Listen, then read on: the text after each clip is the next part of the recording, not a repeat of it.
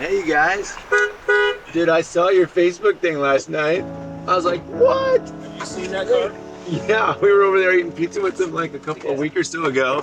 And we saw the car. And I was like, oh man, I want to drive in this thing sometime. And then I popped on Facebook last night and I'm like, that looks like Molly. She's driving a car.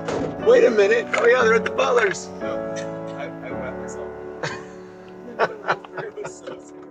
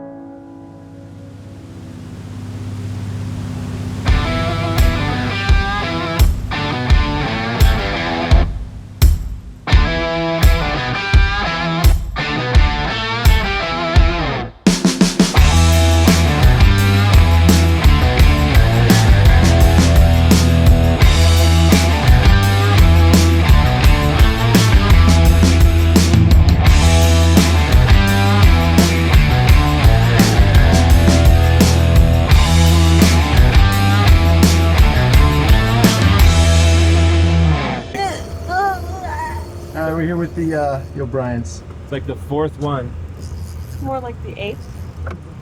This is pretty indicative of our relationship. Molly snags stuff and I'd have to fix it. Yeah. I'm kidding. I like this. Don't hurt as me. soon as you get a camera in your face, there's a completely different. What? Different? Okay. It's gonna be funny. Right. I just throw it. Thanks. So, Molly, how would you describe your father to people that have never met your father? Don't be honest.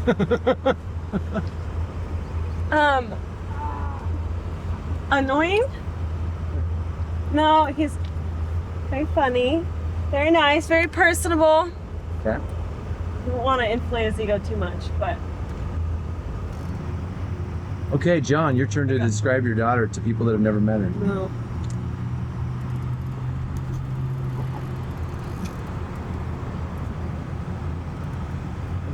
Oh, honey. Get it? Yep. Molly is extremely talented. She is very personable. Anybody who's met her likes her. She makes friends very quickly and very easily.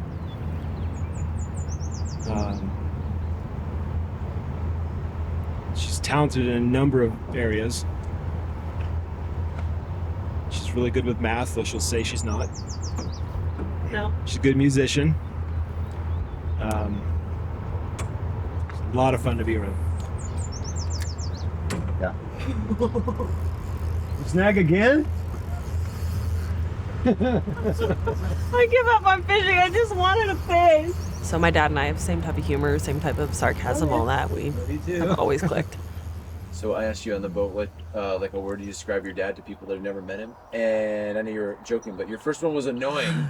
So, Well, he's my dad. He has to be annoying. what are the annoying things that your father does to his Oh, daughters? you know, it just the classic like April Fool's Day stuff, like convincing you that there are bears outside, or he's just been.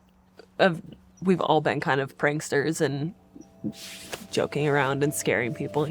And that you have to have a little bit of annoyance towards your dad. I feel like it's a healthy relationship to be annoyed. Growing up in Ketchikan, I got picked on a lot. So that was probably a defining thing for me. I mean, I had, unattractive kid with big ears and big eyes, and I mean, this was like, a target for a lot of kids. My dad, I love my dad a ton. He was a very overbearing man. He loved me. I know he did, but I mean, it was there was some fear of him because he did have bouts of rage, not towards me or his family, but towards others, and that was pretty scary. Were those alcohol induced, or were those just No. like just Dad just did not like anybody differing with him. So if somebody argued or differed with him, it was not a good thing. So we all learned to not argue or differ with him. conflict resolution skills were like? None. Yeah. I remember Would you like the one attached to my finger or the one attached to the one attached to my finger? We have options. I remember one time that happened. All right, take your time. Gotta get the boat out of the rocks. I don't know if you could tell, but I mean, Molly and I have a pretty good relationship. We've had conflict, lots of conflict. And Molly, when she was younger, I mean, she spoke to me. I've told her this before. She spoke to me like nobody has ever spoke to me before, and you just take it.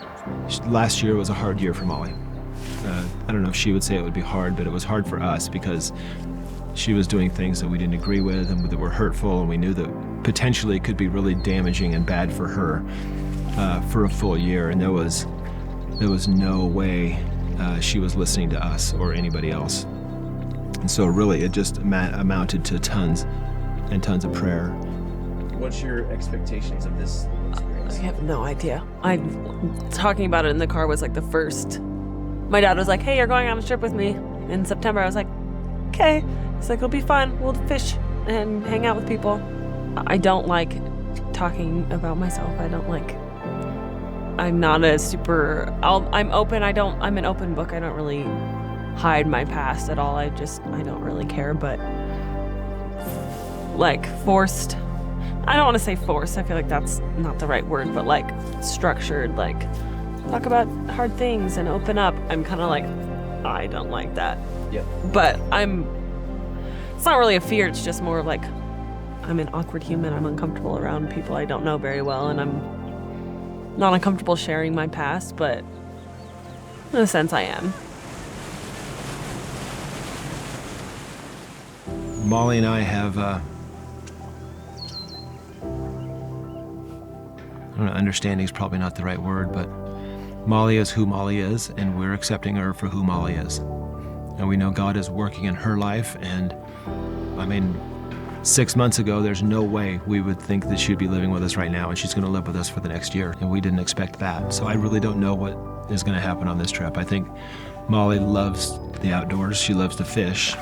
We haven't done it much, but I think every time we've gone, she's like, this is just fun. So just to have her out in the Stehekin and fly fishing and catching fish is going to be an amazing experience for her. So, but as far as spiritual or any other expectations, I really don't have any. Just anxious to see how God uses it, whether it'll be on this trip or whether it'll be in the future. But, you know,